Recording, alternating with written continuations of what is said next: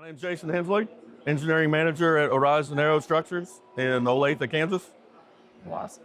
Jason, do you mind just tell me a little bit about what your experience as a TMAC and Tool Connect user has been so far?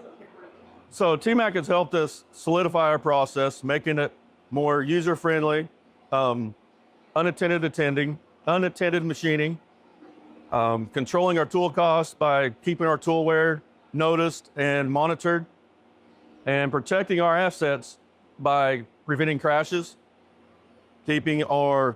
controlling the system to where it will speed or slow it down so we're not overworking the parts, overworking the machines, our spindles. In our plant, Tool Connect is used to take the operator opportunity for error out of the equation. It's all controlled from engineering all the way down to the tool presetter, all the way to the control, all hands off, all automated. What part of the future of manufacturing are you most excited about? I'm most excited about aerospace industry and manufacturing and the advanced innovations, such as what Wolfram's doing with TMAC and the Tool Connect and its ability to control the process and monitor. We're starting 2024. What was your favorite improvements that you guys made in your facility 2023? In 2023, in our facility, we went back and looked at our processes and optimized all of our high runners.